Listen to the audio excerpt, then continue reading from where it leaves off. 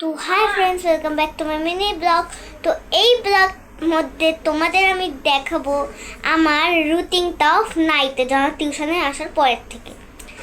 এখন টিউশন থেকে এসে খেতে নিয়ে পড়তে বসে পড়েছি। এখন আমার জাস্ট ইচ্ছা করছে না, বোরিং বোরিং লাগছে। সো আমি ভাবছি তোমাদের কথা বলে আমার টাইম পাস জানিয়ে।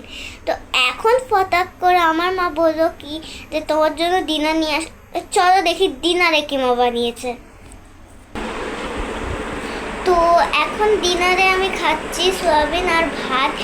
আমি দুপুরবেলা খেয়েছিলাম চিকেন, আর এখন চিকেনটা আমাকে মা দেয়নি, কারণ কালকে স্কুল আছে। আর স্কুলের জন্য আমার টিফিন আমি আলাদা নিয়ে যাই, তো আর সকালবেলা খেয়ে যাই। তো যদি আমি আজকে এখন রাত্রিবেলা চিকেনটা খাই, তাহলে আমার গ্যাস হয়ে যেতে পারে, পেট ব্যথা হতে পারে, তো আমি স্কুলে নাও যেতে পারি। তো এখন স্কুলে অ্যাবসেন্ট দেওয়াটা আমাদের ঠিক হবে না। সো এই জন্য মা আমাকে এখন সোয়াবিন দিয়ে ভাত দিচ্ছে।